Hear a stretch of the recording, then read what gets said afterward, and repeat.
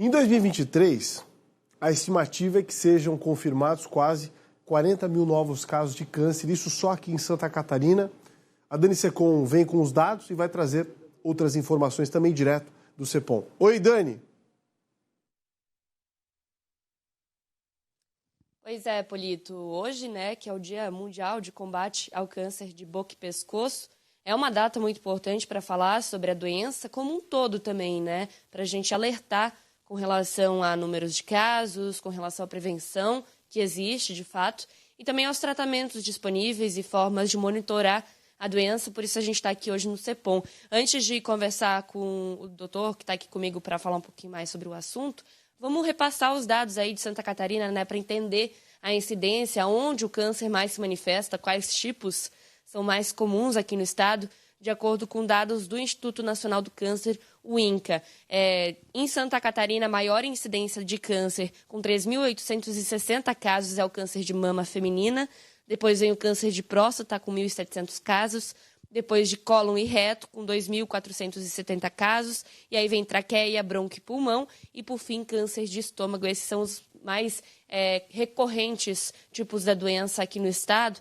E para a gente traçar um panorama de como é que está esse setor, também para falar de prevenção, Victor Hugo, ele é oncologista, está aqui comigo um pouquinho para falar para a gente. Doutor, como é que está o panorama? Como é que Santa Catarina se encontra falando dessa doença que preocupa muita gente, Boa tarde. Boa tarde.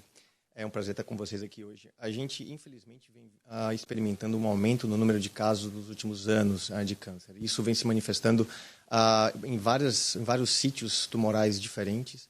E isso provavelmente é reflexo de uma mudança do padrão de comportamento das pessoas com adesão a fatores de risco que são diferentes daqueles que a gente costumava ver no passado.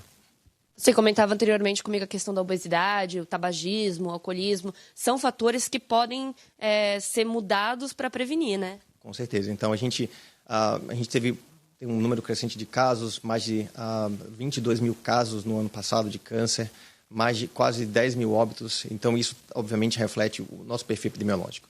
A gente, tradicionalmente, tem fatores de risco que são clássicos, que basicamente todas as pessoas conhecem, que são tabagismo, o hábito de fumar, o alcoolismo, mas existem fatores de risco que são mais modernos. Então, a epidemia da obesidade, por exemplo, vem aumentando a incidência, o número de novos casos de várias neoplasias, e isso daí vem levando a gente a ficar alerta para o desenvolvimento de novos métodos diagnósticos e também da necessidade de focar no controle desses fatores de risco para diminuir a chance de o paciente, da pessoa desenvolver câncer. Existem fatores de risco que vêm de hábitos, como tu comentaste sobre fumar, beber, mas também tem fatores de risco genéticos também, quando a gente fala de câncer. Com certeza. Grosseiramente, 5 a 10% de todos os casos de neoplasia têm um fundo hereditário, ou seja, a pessoa herda uma mutação que confere um risco aumentado dela desenvolver alguma neoplasia. Isso varia um pouco mais em algumas doenças. Então, por exemplo, em câncer de mama a gente vê uma frequência um pouco maior, como as mutações dos genes BRCA1 e BRCA2, mas em outras doenças também a gente encontra esse mesmo aumento da possibilidade da pessoa desenvolver baseado na predisposição hereditária. Traduzindo um pouco para o pessoal de casa em questão de números, falando de homem, de mulher, tem uma incidência diferente em cada caso também, Sim, com certeza. Então, nos homens, por exemplo, os 3 tumores mais comuns são câncer de próstata, seguido de câncer de pulmão e depois câncer coloretal. Em mulheres isso já é diferente, câncer de mama é de longe o tumor mais frequente, seguido de câncer coloretal e em terceiro lugar câncer de colo uterino.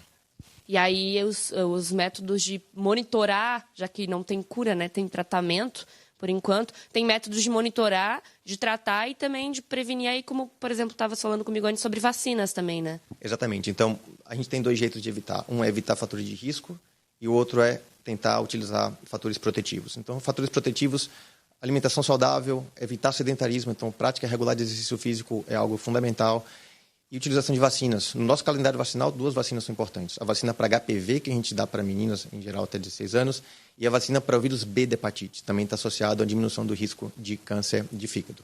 Em relação aos métodos de rastreamento, a gente já tem estabelecido pelo próprio Ministério da Saúde pelo menos 2 programas de rastreamento, colo uterino e câncer de mama. Isso daí é disseminado em todo o território nacional, apesar da adesão não ser ótima, então muitas vezes as mulheres não têm acesso a isso daí, e a gente também sabe que tem outros programas de rastreamento para câncer coloretal acima de 45, 50 anos, de câncer de pulmão em pacientes que são tabagistas, por exemplo, e do com PSA para homens acima de 45, 50 anos, para evitar também ou diagnosticar mais precocemente o câncer de próstata.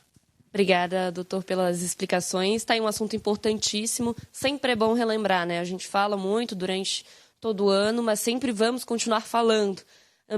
Exercício físico, hábitos saudáveis são fatores aí que previnem, claro, e também confiar aí na medicina, entender os meios de prevenir e também de tratar, enquanto a gente ainda não encontra uma cura para essa doença que, felizmente, ainda mata muita gente no Brasil e no mundo todo. Volto contigo, Polito. Valeu, Dani. Agora olha essa dica deliciosa.